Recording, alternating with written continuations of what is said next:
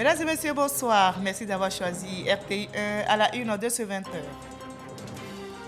Le Conseil des ministres réuni ce mercredi 9 mars a pris plusieurs décisions relatives aux effondrements d'immeubles, à la cherté de la vie. Les membres du gouvernement, sous la houlette du président de la République, ont pris des mesures pour mettre fin aux effondrements. Des sanctions sont prévues contre les hors-la-loi.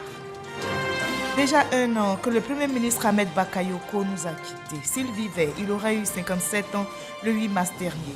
Sa famille, ses collaborateurs, ses amis et partenaires de la société civile, soutenus par la première dame de Côte d'Ivoire, Dominique Ouattara, lui ont rendu hommage. Une œuvre en sa mémoire a été dédicacée, Ambak, une vie au service de la nation. La Côte d'Ivoire est présente à la conférence mondiale sur l'énergie aux États-Unis. La bonne exploitation du champ de pétrole et de gaz baleine préoccupe la délégation ivoirienne. Le ministre des Mines, du Pétrole et de l'Énergie, Thomas Camara, a rendu visite à un des fournisseurs de matériel et de services de forage pour s'assurer de la qualité de ses prestations. Et Abidjan est depuis quelques jours aux couleurs du Massa, le marché des arts, du spectacle d'Abidjan. La musique, la danse, le théâtre et d'autres disciplines artistiques sont à l'affiche. L'art culinaire est également au rendez-vous et de cette 12e édition, 20 restaurateurs ont été sélectionnés. Soyez les bienvenus sur RTI1. Le gouvernement prend des mesures pour lutter efficacement contre les effondrements d'immeubles dans notre pays. Le sujet a été évoqué justement aujourd'hui en Conseil des ministres. Les membres du gouvernement, réunis autour du président de la République, ont décidé d'endiguer le phénomène d'effondrement qui a endeuillé des familles ces dernières semaines. Les hors-la-loi en cours des sanctions, nous rapporte Jérôme Kofi-Aboulé. L'effondrement des immeubles sur le territoire ivoirien en général et particulièrement à Abidjan, la capitale économique de la Côte d'Ivoire. L'État, très préoccupé, s'active en vue d'y faire face efficacement. Au cours du Conseil des ministres présidé par le président Alassane Ouattara ce mercredi au palais présidentiel, comme d'habitude, les cas tout récents d'effondrement d'immeubles à Angré, commune de Cocody, et à Trècheville, dans la dite commune, ont fait l'objet de l'adoption d'une série de mesures. Il s'agit de la mise en place de la brigade de contrôle mixte, incluant les mairies, les districts et la direction de l'assainissement urbain et du drainage. Il s'agit également de l'opérationnalisation du certificat de conformité qui lui-même est assujetti à l'attestation de bonne exécution délivrée par un ingénieur conseiller. Il s'agit de la prise de sanctions administratives contre les responsables administratifs ayant laissé poursuivre des travaux de construction non régularisés. À ce titre, les chefs de zone de ces deux communes ont été suspendus de leurs fonctions et pour l'heure, les deux propriétaires de ces deux immeubles ont été interpellés. Le Conseil des ministres a aussi évoqué la problématique de la hausse des prix qui a nécessité le déblocage de 55 milliards de francs CFA sur la période de janvier à fin mars 2022 comme mesure à exécution immédiate face à la vie chère. En outre, une ordonnance portant réglementation des prix des biens de consommation a été prise. Le Conseil a autorisé le subventionnement partiel du prix des produits pétroliers tels que le gasoil pour éviter l'impact sur le coût de la vie, et cela a demandé un effort de 55 milliards de francs CFA de janvier à mars 2022. Au titre de ces mesures, il faut noter donc le plafonnement sur une période de 3 mois des prix de l'huile de palme raffinée, du sucre, du lait, du riz, de la tomate concentrée, de la viande de bœuf et des pâtes alimentaires. Il s'agit, toujours au titre de ces mesures, de l'élargissement de la liste des produits de grande consommation et services dont les prix sont réglementés. Le régime juridique de la communication audiovisuelle, le Conseil des ministres en sa présente session en a également parlé. Au titre du ministère de la Communication, des médias et de la francophonie, le Conseil a adopté 2 projets de loi. Un projet de loi modifiant la loi du 27 décembre portant régime juridique de la presse c'est la loi du 27 décembre 2017, et un projet de loi portant modification de la loi du 27 décembre 2017 portant régime juridique de la communication audiovisuelle. Ces projets de loi modificatifs visent à prendre en compte et à assurer une régulation plus efficiente des mécanismes nouveaux et croissants des communications publiques, dont le développement nécessite une adaptation constante du cadre légal existant. Il s'agit ici notamment des activités de communication audiovisuelle et de production d'informations numériques diffusées par Internet et autres canaux multimédia qui sont insuffisamment prises en compte par la législation et de ce fait échappent au contrôle des différentes autorités de régulation du secteur de l'information et de la communication, notamment l'ANP et la ACA. Le prochain Conseil des ministres va se tenir dans quelques semaines. Il est précisément prévu au 30 mars 2022. Demain 10 mars, cela fera 1 an qu'il nous a quittés. Le Premier ministre Ahmed Bakayoko n'est plus de ce monde, mais on ne l'oublie pas. S'il vivait, il aurait eu 57 ans le 8 mars dernier. Sa famille, ses collaborateurs, ses amis et partenaires de la société civile soutenus par la première dame de Côte d'Ivoire, Dominique Ouattara, lui ont rendu hommage. Une œuvre en sa mémoire a été dédicacée. Ambak, une vie au service de la nation, retrace son parcours, relève les valeurs qu'il incarnait. Herman Guivi. Ahmed Bakayoko ou Ambak, une vie au service de la nation, une œuvre, un concentré de 304 pages, préfacé par l'ex-premier ministre français Manuel Valls, postfacé par Isaac de Bancolé, vedette de cinéma. Un livre présenté ce mardi en présence de Dominique Ouattara, la première dame, Patrick Hachi, le premier ministre, les membres du gouvernement, parents et amis du défunt. Des lettres gravées sur des pages inspirées du vécu quotidien d'un homme qui aura côtoyé de près l'ex-premier ministre, son ex-directeur de cabinet de 2018 à 2021, Jean-Yves Konadjé. Une œuvre qui révèle l'homme sous ses différentes facettes, un livre qui est né d'une histoire. Écrire sur Ahmed Bakayoko, quel honneur. Comme si c'était prémonitoire. Il m'a dit, je ne pense pas que tu dois publier le livre maintenant. Mais un jour, si je ne suis pas là, tu as l'autorisation de publier le livre.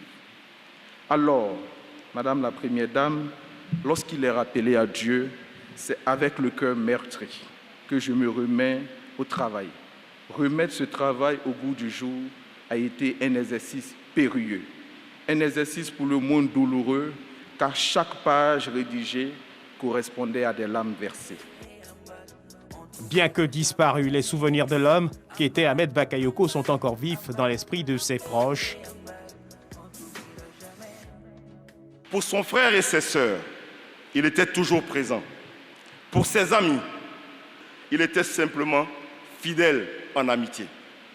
Pour ceux qui travaillaient avec lui, il s'intéressait à eux, il les aimait, il les faisait grandir afin qu'ils aient une indépendance, comme un vrai leader, quelquefois un peu contre leur gré.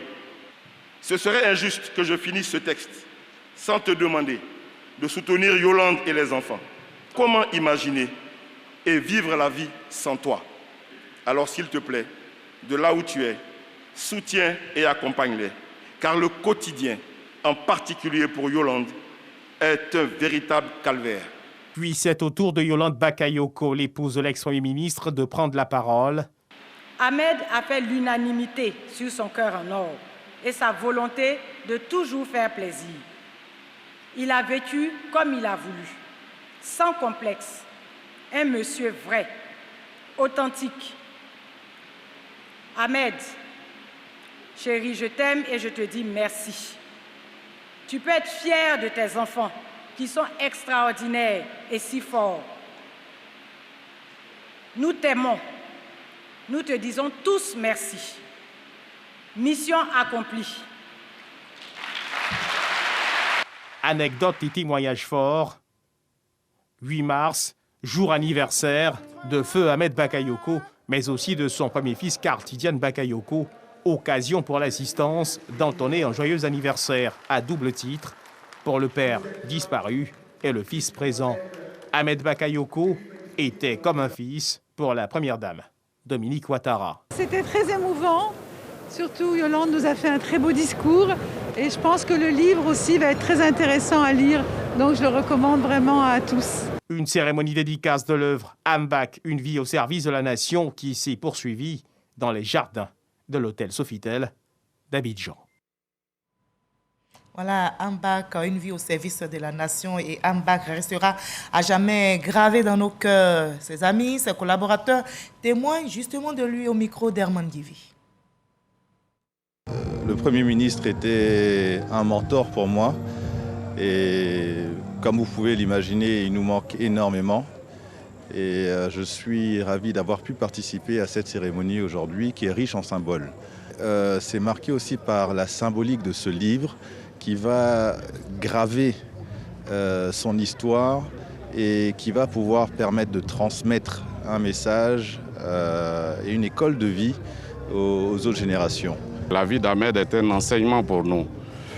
Ahmed nous a forgés, Ahmed nous a donné les outils pour être efficaces dans l'exercice de nos différentes fonctions à ses côtés.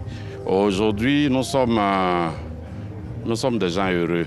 Certes, on pleure son départ, mais Ahmed il reste constamment présent dans nos esprits. On a connu Ahmed, l'homme gentil, l'homme public, l'homme ministre, l'homme populaire, mais personne ne l'a connu dans son intimité, personne ne l'a connu dans sa vie familiale. Et ce livre retrace tout ça, d'où la curiosité de le découvrir. En tout cas, c'est un bel hommage qui lui a été rendu. Et je crois que c'est un livre dont nous allons tous nous inspirer. Le contenu va forcément nous apporter quelque chose dans nos vies. Et je crois que chacun doit se procurer ce livre. Voilà, la Côte d'Ivoire ne l'oubliera jamais. Ahmed Bakayoko, le Premier ministre, a tiré sa révérence, je rappelle, le 10 mars 2021.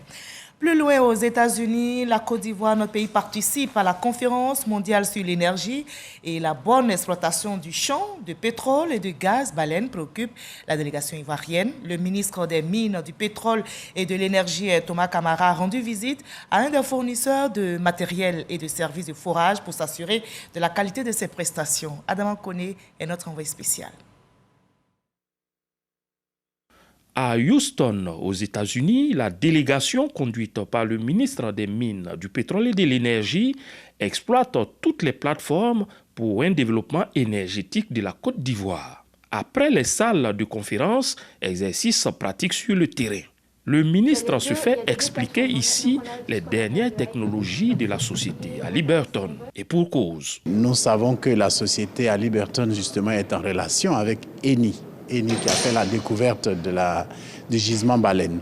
Nous avons souhaité donc profiter de cette opportunité et de notre présence ici à Houston, souhaiter rencontrer les responsables de cette société de services à Liberton pour nous assurer que justement ces responsables sont bien en train de se préparer pour répondre aux appels d'offres que Eni réalisera dans le cadre de la mise en production du gisement qui a été découvert, le gisement baleine découvert en Côte d'Ivoire. Ils nous ont assuré qu'ils sont prêts, qu'ils ont tous les équipements nécessaires et qu'ils n'attendent que l'invitation de Eni à aller travailler pour eux en Côte d'Ivoire. La Côte d'Ivoire met tous les atouts de son côté pour maximaliser l'exploitation du gisement baleine. Au-delà des profits financiers, un développement des champions nationaux s'appuyant sur le social, dénommé contenu local. C'est la loi sur le contenu local. Et cette loi dit quoi? Elle dit que tout ce qui est donc service associé donc à notre activité pétrolière, le maximum de tous ces services, le maximum de cette activité soit réalisé par des locaux. C'est-à-dire que la main-d'œuvre soit locale, que les services utilisés par ces sociétés pétrolières soient des services locaux, fournis par des locaux, et que les entreprises sous-traitantes qui vont venir travailler sur les plateformes avec ces sociétés pétrolières internationales soient des entreprises locales dans la mesure du possible. Et donc l'intérêt de cela, c'est de faire en sorte que cette activité, la valeur ajoutée de cette activité profite à la Côte d'Ivoire de bout en bout. Depuis 3 jours, Houston vit au rythme de la conférence mondiale sur l'énergie CERAWeek qui durera toute cette semaine. Ici en Côte d'Ivoire, on attend les résultats du RGPH 3 mois après la fin du recensement général de la population de l'habitat. La ministre du Plan et du Développement s'apprête à faire le point de cette opération. Nialé Kaba donnera les chiffres provisoires issus de la collecte demain à partir de 11h à l'immeuble Siam au plateau. Et pour les résultats définitifs, rendez-vous est pris en avril prochain. Et bien avant cela, retour sur le déroulement de l'opération avec l'enseignant Bakayoko. Le recensement général de la population et de l'habitat RGPH à l'heure du bilan. Cette opération, qui s'est déroulée du 8 novembre au 14 décembre 2021, a comporté 2 périodes d'extension, notamment pour faire droit aux besoins de rattrapage exprimés par les populations, du 28 novembre au 7 décembre et du 8 au 14 décembre 2021. Même si l'expertise nationale a été privilégiée, le processus a bénéficié de l'assistance technique permanente du Fonds des Nations Unies pour la population et du soutien financier de la Banque mondiale ainsi que de la Banque africaine de développement. Les données transmises directement du terrain par les agents recenseurs au serveur central sécurisé ont déjà été soumises à la phase d'appurement. Et la publication des chiffres provisoires issus de cette collecte sur le nombre de la population est prévue ce jeudi 10 mars 2022. Mais une opération d'évaluation de la couverture de la qualité des données du dénombrement devrait être réalisée via l'enquête post-censitaire sur un échantillon prélevé à travers l'ensemble des zones du recensement. Les premiers résultats définitifs seront publiés en principe courant avril 2022. Avant cela, rendez-vous donc demain pour les résultats provisoires. Le gouvernement est au front contre la cherté de la vie face à la flambée des prix. Des mesures ont été prises, notamment le plafonnement des prix de certaines denrées alimentaires et la subvention partielle des produits pétroliers. Afin de canaliser le marché, les acteurs de la chaîne de commercialisation des produits vivriers s'organisent. On retrouve l'enseignant Bakayoko. Plafonnement des prix des denrées alimentaires, subvention partielle des produits pétroliers et renforcement du rôle de l'Office de commercialisation des produits vivriers sont les principales mesures prises par le gouvernement pour canaliser le marché. Des mesures bien accueillies par les commerçantes du vivrier. Si les mesures immédiates annoncées par le gouvernement sont exécutées à temps, les productions en souffrance seront sauvées et acheminer conséquemment sur les marchés pour le bien des populations. Les contraintes climatiques et les problématiques liées aux zones d'accès ne sont pas les seules difficultés pour la chaîne du vivrier.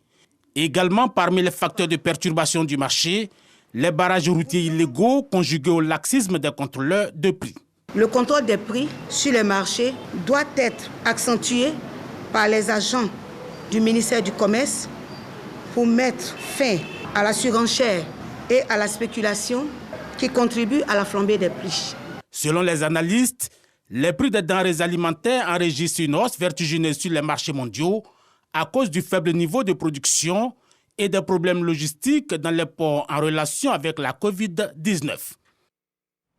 Le monde a marqué une pause hier. La journée du 8 mars dédiée à la promotion des droits de la femme a été célébrée en Côte d'Ivoire comme dans plusieurs pays. Les femmes issues de divers secteurs ont été mises en lumière ici et le ministère de la Femme, de la Famille et de l'Enfant a fait une lucade notamment sur les femmes des arts et de la culture. Leurs talents, leur travail ont été exaltés, nous dit Patricia Omoitia. Les invités ont eu droit à une fresque qui retraçait la marche des femmes sur Grand Bassam en décembre 1949. Des danses, des chants et du théâtre sur les droits des femmes ont meublé la soirée. Pour les reines-mères qui tiennent le pouvoir traditionnel, c'est un devoir de mémoire que de rendre hommage aux femmes qui ont marché sur Grand Bassam. En voyant nos arrière-grand-mères, nos grands-mères qui ont lutté pour pouvoir délivrer les hommes de la prison, qui se sont battus, qui se sont fait frapper et tout. Elles nous ont donné le courage. Quand on entend cette histoire racontée par nos parents, je pense qu'il y a eu un déclic, vraiment un grand déclic chez les femmes.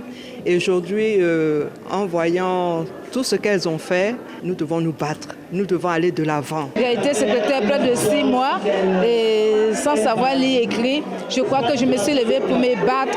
Je voulais absolument devenir quelqu'un. Il faut se battre, il ne faut pas se décourager, il faut se lever, il faut se battre.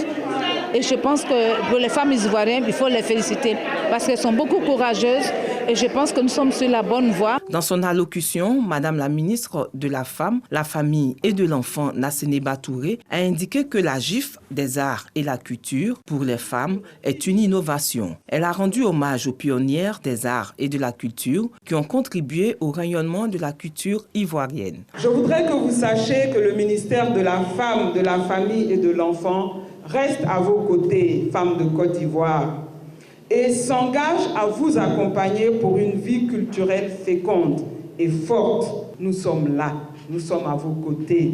Nous avons reçu 7 milliards, mais la première vague mise à disposition dès début avril est 3 milliards pour aider les femmes. La cérémonie a pris fin par une visite guidée de l'exposition de Corinne Azoumé, fondatrice du label culturel Serre Afrique. Abidjan est depuis quelques jours aux couleurs du Massa, le marché des arts du spectacle d'Abidjan. La 12e édition se déroule jusqu'au 12 mars prochain et en marge de ces festivités, une réunion régionale des pays ACP-UE Culture, Zone Afrique de l'Ouest, a eu lieu ce mercredi même au Palais de la Culture de Treichville. La ministre Arlette Badou Nguessan-Kwame a réitéré la volonté du gouvernement ivoirien de faire du secteur culturel une véritable économie. Issa Tchonayo. 17 milliards de francs CFA, c'est le fonds mobilisé par les pays ACP, Afrique, Caraïbes, Pacifique et l'UE, Union européenne culture, pour financer les projets culturels structurants sur le continent africain. Une réunion régionale est organisée à l'effet de mieux informer les promoteurs culturels ouest-africains. L'Union européenne et les États ACP ont mis un fonds à la disposition des opérateurs culturels des 16 pays ouest-africains afin de les aider dans leur structuration, afin d'en faire des véritables entreprises culturelles. Nous sommes à 42 projets financés, dont 15 projets par rapport au fonds de structuration en Afrique de l'Ouest et 27 projets par rapport au fonds de valorisation des cultures africaines. Nous devons sélectionner 35 projets et je ne peux qu'inviter les opérateurs des 16 pays ouest-africains de postuler massivement pour se donner une chance. L'ambassadeur de l'Union européenne en Côte d'Ivoire donne les raisons du financement de la culture dans les pays du Sud. La culture aide aussi à mieux se comprendre. Si on donne accès aux autres à sa culture, mais ça veut dire aussi on donne la clé pour la porte d'entrée pour être compris. Les créateurs africains sont connus en Europe. Ils vont en Europe. Il y a une demande en Europe pour plus d'Afrique, notamment dans le domaine culturel. La ministre Arlette Badou Nguessan-Kwame salue l'initiative de cette rencontre à Abidjan et réitère la volonté du gouvernement de faire de la culture un levier important de son développement. Le gouvernement ivoirien et le président de la République se sont saisis de la question de l'accompagnement efficace du secteur culturel, de l'industrie culturelle et créative pour en faire une véritable industrie à l'effet de pouvoir aider nos artistes, nos créateurs, nos producteurs, diffuseurs, tous ces acteurs-là du monde culturel, de pouvoir s'en sortir et de vivre convenablement de leur art. L'appel à projet de la 3e phase prend fin le 17 mars prochain. Et la fête se poursuit. Le Massa, marché des arts du spectacle d'Abidjan, draine du monde. La musique, la danse, le théâtre et d'autres disciplines artistiques sont à l'affiche. L'art culinaire est également au rendez-vous de cette 12e édition. 20 restaurateurs ont été sélectionnés. Vous êtes attendus à ce Massa, édition 2022.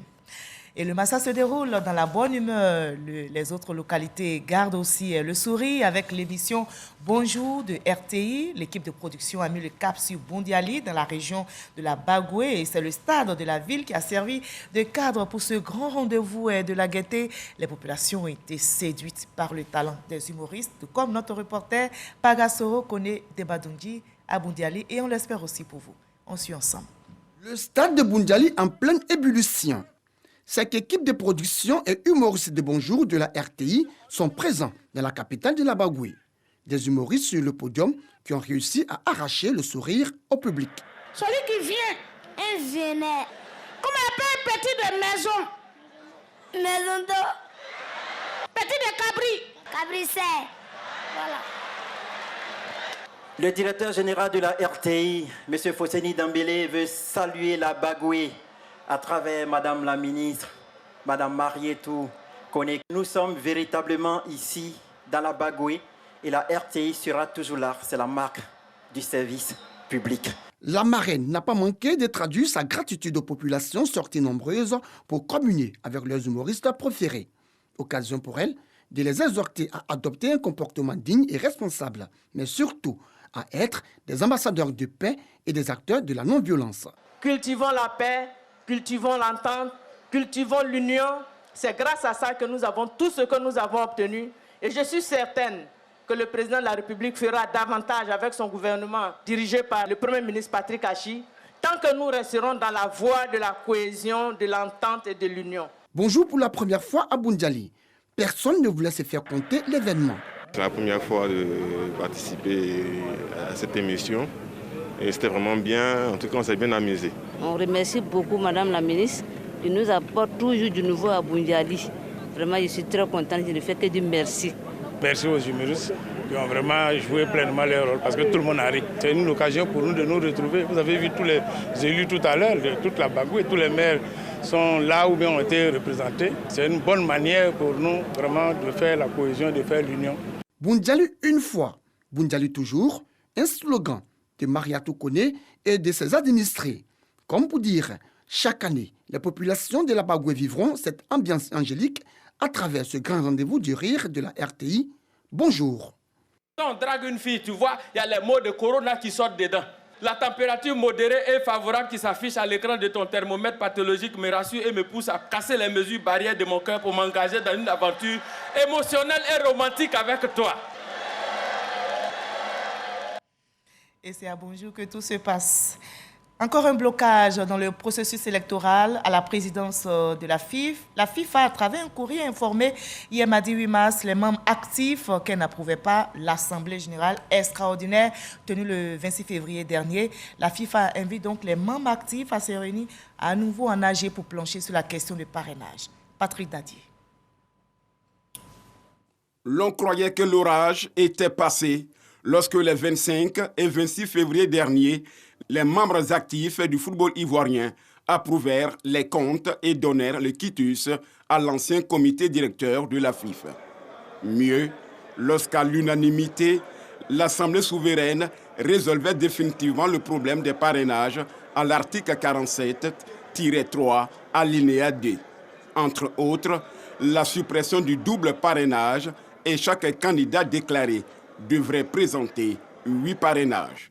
En effet, convoqué par le CONOFIF ce mardi 8 mars 2022, la CAF et l'instance suprême du football mondial ont remis en cause certaines conclusions de ces assises, notamment le problème de parrainage. Dans le courrier envoyé, les deux institutions indiquent clairement qu'il faut 4 parrainages à un candidat. Par conséquent, elle demande qu'une assemblée générale extraordinaire soit convoquée dans les prochains jours afin d'entériner cette décision avant d'aller aux élections. Cette injonction de la FIFA a soulevé chez les membres actifs de vives réactions, parfois acerbes. Certains ont même appelé l'implication du chef de l'État afin de mettre un terme à la crise qui n'a que trop duré. Une chose est sûre, l'élection du président de la Fédération ivoirienne de football, prévue le 23 mars 2022, a été reportée. La tapette Gombe a quitté Madagascar la nuit dernière et se dirige vers le Mozambique. C'est la 5e intempérie du genre à frapper le pays en un mois et demi. Et si les vents étaient relativement faibles, la tempête a provoqué de nombreuses montées des eaux dans les régions qu'elle a traversées. De fortes pluies qui ont duré des heures. Des rivières sont sorties de leur lit et ont inondé les maisons. Depuis le mois de janvier, les nombreuses intempéries, à savoir 2 tempêtes et 2 cyclones qui ont frappé la grande île, ont fait près de 200 morts et des centaines de milliers de sinistrés. Triste décor également en Ukraine. Cela a fait 2 semaines que les âmes crépitent dans le pays. Au 14e jour de la guerre, le nombre de réfugiés ayant fui l'Ukraine a dépassé les 2 millions. Parmi eux, 1 million d'enfants, selon l'ONG Save the Children. L'Ukraine et la Russie ont trouvé un accord pour cesser le feu toute la journée d'aujourd'hui dans des zones d'évacuation. La centrale nucléaire de Tchernobyl, prise par l'armée russe, est coupée du réseau électrique sans impact majeur sur la sécurité, selon l'Agence internationale de l'énergie atomique. Et vous l'avez compris, fin de ce 20h supervisé par Jean-Jacques et Hervé Blé. Il a été réalisé par Awa Sawadogo, Awa Diomondé, Timité Mongbe, Aurélia Droukula, Pascaline Kwame. Merci à toute la régie là-haut et surtout à vous de continuer à nous suivre. Prenez soin de vous. À demain 20h avec le même plaisir.